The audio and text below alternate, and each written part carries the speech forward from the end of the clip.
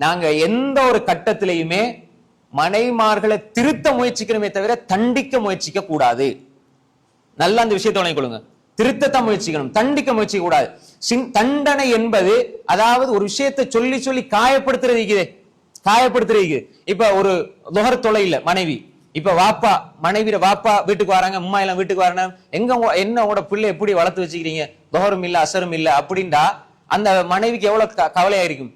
அதே நேரம் இவங்கட அதாவது இந்த கணவனுடைய அம்மா வாப்பா எல்லாம் இருக்கும் பொழுது கணவனுக்கு இவங்க அம்மா வாப்பா, ஆனா மனைவிக்கு மாமி, எவ்வளவு ரெஸ்பெக்ட் அந்த மனைவி எதிர்பார்ப்பாள். அந்த அம்மா வாப்பா இவருடைய அம்மா வாப்பாக்கு முன்னுக்கு இவருடைய அம்மா வாப்பா தானே, அவருக்கு ஒண்ணும் பிரச்சனை இல்லை. அந்த மனைவியை கொஞ்சம் இழிவா பேசுறது, ஜோக் அடிச்சு பேசுறது. ஆனா எங்களுக்கு ஜோக்கா இருக்கும், அவங்களோட மனசு அப்படியே பிஞ்சு கொதறி அப்படியே சின்ன பின்னமாய்ப்போம். என்னடா என்ன இழிவுபடுத்துறாங்களே, அவ அப்படி, அவட சமையல் இப்படி சரியில்லை, அவட இது இப்படி சரியில்லை, அன்னைக்கு ஒருக்கா அப்படி இது செஞ்சா இது இப்படி போய்த்துது அப்படி போய்த்துதுன்னு சொல்லி பழைய விஷயங்கள்லாம் சொல்லி சொல்லி சொல்லி அந்த 30 நிமிஷம் உங்களோட அம்மா உங்களோட வாப்பா உங்களோட தங்கச்சி இருந்தா அந்த இடத்துல நகைச்சுவை பொருளாக கருப்பொருளாக நீங்க எடுக்கிறது உங்களோட மனைவி என்றா இதுவும் ஹராம், இது கூடாது. அந்த மனைவி விரும்ப இல்லைன்னா அது புறம், அதுக்குள்ள வரும். நாளை மறுமையில நீங்க அல்லாஹ்க்கு பதில் சொல்லி ஆகணும். இழிவுபடுத்துறது அல்ல, மனைவியை இழிவுபடுத்துறது. அவ தொழுகை இல்ல, இபாதத் இல்ல. 4 பேர் வீட்டுக்கு வந்துட்டா மனைவியை சொல்லி ஜோக் அடிக்கிறது. இன்னைக்கு பெண்ணுரிமை பேசுவாங்க, பெண்களுக்கு உயர்ந்த அந்தஸ்து கொடுக்கணும்னு சொல்லுவாங்க. ஆனா அதே வாய் தான் பட்டிமன்றம் வந்துட்டா தன்னுடைய சொந்த பொண்டாட்டிய வச்சே கைதட்ட வாங்குவாங்க, சிரிக்க வைப்பாங்க. பொண்டாட்டி இருந்தா அப்படி இருந்தா அவ அப்படி செஞ்சா எந்த பொம்பளைன்னு சொல்லி பொம்பளைய வச்சே கைதட்டு வாங்குவாங்க, சிரிப்பை எடுப்பாங்க, காசையும் வாங்கிட்டு போவாங்க. அது ஒரு நகைச்சுவை பொருளா பெண்ணை பார்ப்பாங்க. ஆனா பெண்ணுரிமை, பெண்கள் அவர்கள் அங்கு வரணும் இங்க வரணும், அதை படிக்கணும் இதை படிக்கணும்னு சொல்லுவாங்க. ஆனா ஒரு பொருளாக விளம்பரம் எடுத்துக்கிட்டா அதை காட்சி பொருளா பெண்கள் ஆக்கிடுவாங்க. இஸ்லாம் அப்படி சொல்ல இல்ல, பெண்கள் அழகாக வைங்க. வெளியே கணவனும் மனைவியும் போனா கணவன் வெளியே போகும்போது கணவன் வெளியே போற இபாதத் இல்ல, மனைவி ஹிஜாபோட வெளியே போனா இபாதத்தோட வெளியே போறாள். இப்படித்தான் ஹிஜாபை பார்க்கணும். ஹிஜாப் எப்படி பார்க்கணும்? கணவனுக்கும் ஆணுக்கும் பெண்ணுக்கும் இஸ்லாம் வெளியே போறதுக்கு அனுமதிச்சிருக்குது, கணவன் மனைவியா. ஆனா கணவன் நடந்து போற நேரம் ஆடை போட்டு போறது இபாதத் இல்ல, எந்த ஆடையும் போட்டு போல அவரத்து மறைச்சி. ஆனா மனைவி ஹிஜாபோட போனா அது கடமை, அது இபாதத். அவ வெளியே ஹிஜாபோட போற நேரம் எல்லாம் நன்மை கிடைக்குது. இந்த நன்மையினுடைய சூழலை இஸ்லாம் பெண்ணுக்கு கொடுத்து பெண்ணை உயர்த்தி இருக்கிறதுன்னு நான் பார்க்கணும். விளங்கிச்சா உங்களுக்கு? நாங்க எவ்வளவு நேரம் வெளியே சுத்தினாலும் பிடிந்தோடு போட நன்மை கிடைக்காது. ஒரு பெண் கணவனோட வெளியே போறாள், ஒரு தேவைக்கா போறாள், ஹிஜாபோட போறாள் என்றால் கணவனுக்கு கிடைக்காத நன்மையை மனைவிக்கு இஸ்லாம் கொடுத்து மனைவியை கண்ணியப்படுத்துகிறார். அதுதான் ஹிஜாப். எனவே அன்புக்குரிய சகோதரர்களே, பெண்களை இழிவுபடுத்தாம காயப்படுத்தாம அவர்களுடைய உள்ள நோகரமா நடக்காம அவர்களுடைய கூட்டாளிமார்கள் அது தெரிஞ்சவங்க நாங்க அஜ்னபி மஹரமியை பேணிக் கொள்ளணும். சும்மா கண்டவங்களோட ஜோக் அடிக்கிறது அல்ல, தேவை இருந்தா பேசுறது வேற விஷயம். எல்லை கடந்து போறது, வார போறவங்கிட்ட அப்படி எல்லாத்தையுமே இழிவா ஜோக்கா மனைவியை பத்தி பேசுறது. வீட்டுல சொந்தக்காராக்கள் வந்தா கூட, என் அம்மா சகோதரி வந்தா தெரியுமா உட மச்சியை பத்தி, உட மைனியை பத்தி தெரியுமா, இப்படி பேசி பேசி உள்ளத்தை காயப்படுத்துவது என்பது, அவருடைய உள்ளத்தை நீங்க காயப்படுத்துறீங்கன்னு சொன்னால் அதற்கும் நாளை மறுமையில் அல்லாஹ் இடத்துல பதில் சொல்ல வேண்டும். இயலுமான அளவு அவர்களுக்கு அன்பை கொடுத்து பாசத்தை கொடுத்து அவர்களுக்கு நாம் நேசத்தை கொடுத்து புரிந்துணர்வோடு நடந்து அவர்களை கட்டுப்பட வைத்து அவர்களை நல்ல வழிமுறையில கொண்டு வரதுதான் நீங்களோட கடமையை தவிர அவர்களை இழிவுபடுத்தி தண்டனைக்கு உட்படுத்துவதல்ல. கடைசியாக நான் அண்மையில மிச்ச காலத்துக்கு முன்னால் ஒரு செய்தி படிச்சேன். ஒரு கணவன் ஒரு மனைவி எவ்வளவு அழகான முறையில கணவன் மனைவி உறவுல ஒரு சீர்திருத்தம், இதை கடைபிடித்தால் வெற்றி பெறலாம் இன்ஷா அல்லாஹ். கணவனும் மனைவி நல்ல அன்பா பாசமா இருக்கிறாங்க, நல்ல இரக்கம். அதை போல இரக்கம் இல்ல, அந்த அளவு இரக்கம். கணவன் எங்க போனாலும் மனைவிக்கு உடனே கோல் எடுத்து சொல்லிடுவாரு, நான் அங்க போயிட்டேன், போய் சேர்ந்துட்டேன், இந்த இடத்துக்கு வந்துட்டேன், இப்படி இங்க வந்துட்டேன் சொல்லிடுவாரு. இப்ப ஒரு நாள் கணவன் என்ன செய்யறாரு, வேலை முடிஞ்சு வாராரு, மனைவி தூக்கம். இப்ப மகரிப் பாங்கு இருக்குது, தட்டி எழுப்பி மனைவிட்ட கேட்டாரு, அசர் தொழுதீங்களாண்டு. அவ மனைவி சொல்றாள், நான் அவசரமா வெளியே ஒரு வேலைக்கு போயிருந்தேன், வந்து டயர்ல தூங்கிட்டேன், அசர் தொலை இல்ல அப்படின்னு. கணவன் 2 பேரும் இரக்கமானவங்க, பாசமானவங்க. ஆனா கணவனும் மனைவி நல்ல இபாதத் தக்வா உள்ள மனிதர், அதுலயும் குறிப்பா கணவன் நல்ல தக்வா உள்ள மனிதர். அப்ப அவர் சொன்னாரு, அசர் தொழாம நீங்க தூங்கிட்டீங்களா? அப்ப நான் தூங்கிட்டேனே அப்படின்னு எழும்பி ஓடி போய் தொழுங்க அப்படின்னு அந்த பெண்மணி தொழுகிறாள். அப்புறம் மகரிப் தொழுகிறாள். தூக்க போய்விட்டால் அப்படி மறதியா நாங்க தூங்கிட்டோம்னா எழும்பின உடனே தொழு கொள்ளலாம். இப்ப தொலை வச்சுட்டார். இப்ப திரும்ப கணவனுக்கு அடுத்த நாள் ஒரு பெரிய பயணம் போகணும். இப்ப நீண்ட பயணம் போகணும். மனைவிட்ட சொன்னார், நான் போறேன் அப்படின்னு போயிட்டு, இப்ப எப்பயுமே இவர் எங்க போனாலும் கால் பண்ணி சொல்லிடுவார். அப்படி ஒரு நாள் கூட தவற விட இல்லை. இவருக்கு ஒரு 3-4 மணித்தியால பயணம்.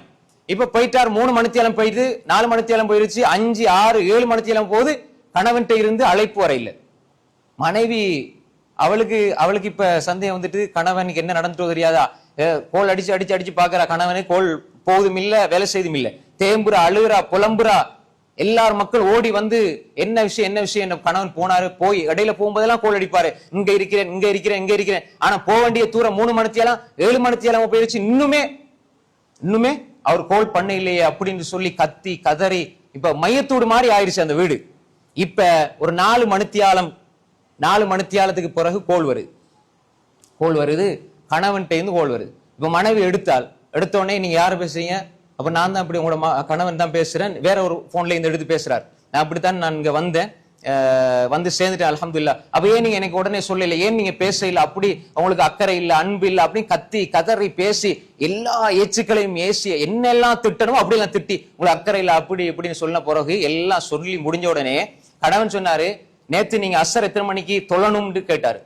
அப்ப 3 மணிக்கு டைம், உதாரணமா 3:30 தொழணும் அப்படின்னு. எத்தனை மணிக்கு தொழுதீங்க? 7:30 தொழுதேன், மகரிபுக்கு ஒரு 5-10 நிமிஷத்துக்கு முன்னாடி, 4 மணிக்கு போறது.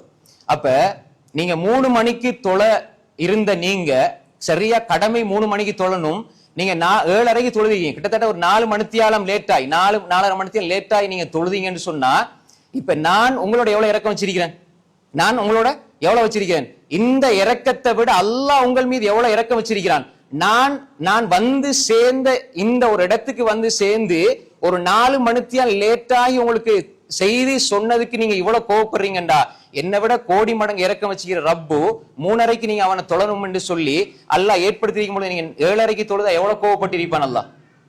அனதா 3:30 நீங்க தொழணும் அல்லாஹ் ஏற்பாடு செஞ்சு வச்சிருக்கிறான், நீங்க 7:30 தொழுவீங்க, 4 மணித்தியாலம் கழிச்சு நீங்க தொழுவீங்கண்டா அந்த அல்லாஹ் எவ்வளவு கோவப்பட்டிருப்பான். ஆனா உலகத்துல நான் உங்களோட வச்சிருக்கிற அன்பு கொஞ்சம் தான், ஆனா நான் இந்த ஒரு 4 மணித்தியாலம் லேட்டாகி வந்து சேர்ந்தேன் என்று சொல்றதுக்கு தாமதமானதுக்கு நீங்க இவ்வளவு கோவப்படுறீங்கடா, என்னை விட இரக்கமான ரப்பு அவனை நீங்க 3:30 தொழாம 7 பொழுது அசர அல்லாஹ் எவ்வளவு கோவப்பட்டிருப்பான். அதை நீங்க இன்றைக்காவது யோசிச்சு பாத்தீங்களா? என் அன்பு முடிஞ்சு போகும், இன்றையோட நான் மௌத்தா போனா முடிஞ்சு போனா, அல்லாஹ்வோட அன்பு உங்களுக்கு நாளை மறுமையில சொர்க்கம் வரை தேவை. எனவே அல்லாஹ்வுடைய அன்பை நீங்க சரியா எடுத்துக்கொண்டால் என்னுடைய அன்பு சரியாக கிடைக்கும், அல்லாஹ்வுடைய அன்பை நீங்க சரியா எடுத்துக்கொள்ளவில்லை என்றால் என்னுடைய அன்பும் சரியா கிடைக்காது என்று உணர்த்துகிற பொழுது மனைவி நினைக்கிறாள், அல்லாஹ்வுடைய கடமையில நான் பால் விட்டு விட்டேனண்டா, அல்லாஹ்வுடைய கடமையை நான் தவறு செய்து விட்டு விட்டேனண்டா, அல்லாஹ் என் மீது எவ்வளவு கோவப்படுவான். நான் ஒரு பொழுதும் நான் அல்லாஹ்வுக்கு மாறு செய்ய மாட்டேன், தொழுகை நான் தாமதித்து தொழ மாட்டேன். சாதாரண ஒரு கணவன் ஒரு 4 மணித்தியாலம் லேட்டாகி நான் போய் சேர்ந்துட்டேன்னு சொல்ற செய்தி என்னால தாங்க முடியலண்டா, என்ற ரப்பு என் மீது கோவப்பட்டால் நான் எப்படி தாங்கிக் கொள்வது என்று நினைத்து அவள் திருந்த முயற்சிக்கிறாள். வாழ்நாள் முழுக்க நான் தொழுகை இதற்கு பின்னால் குறித்த நேரத்திலே நான் தொழுது விடுவேன், தொழுகையை தவற விட மாட்டேன் என்று கணவனிடம் ஒப்புக்கொள்கிறாள், அவரிடத்தில் ஒரு உடன்படிக்கை செய்து கொள்கிறாள். என்றால் இப்படி சில சந்தர்ப்ப சூழ்நிலைகளின் ஊடாக மனைவிக்கு நல்ல விடயங்களை உணர்த்துவர்களாக நாங்கள் இருக்கணுமே தவிர தண்டிக்கக்கூடியவர்களாக இருக்கக்கூடாது. எனவே அன்புக்குரிய சகோதரர்களே, கணவன் என்று சொல்கிற பொழுது ஈமான், இபாதத், எங்களுடைய நற்பண்புகள், குணங்கள் எல்லாவற்றிலும் சரியாக பொறுப்புணர்ச்சியோடு அந்த கடமைகளை பேணி நடக்கிற பொழுது குடும்ப வாழ்க்கை சீராக அமையும். கணவனும் நல்ல கணவனாக மனைவிடத்திலே அல்லாஹ்விடத்திலே எழுதப்படுவான். அப்படிப்பட்ட நல்ல ஒரு வாழ்க்கையை நாம் தெரிவு செய்ய வேண்டும். அதற்கு சிறந்த ஒரு பருவகாலம் இந்த ரமலானுடைய காலம். எனவே எங்களுடைய வாழ்க்கையை திருத்தி நாங்கள் எங்களுடைய மனைவிமார்களுக்கு முன்மாதிரியாக இருக்கக்கூடிய நல்ல கணவன்மார்களாக அல்லாஹு தஆலா நம்ம எல்லோரையும் ஆக்கியல்வானாக. வாஹிரு தஅவானா அனில் ஹம்துலில்லாஹி ரப்பில் ஆலமீன். வஸ்ஸலாமு அலைக்கும் வரஹ்மத்துல்லாஹி வபரகாத்துஹு. சுப்ஹானக்கல்லாஹும்ம வபிஹம்திக், அஷ்ஹது அல்லா இலாஹா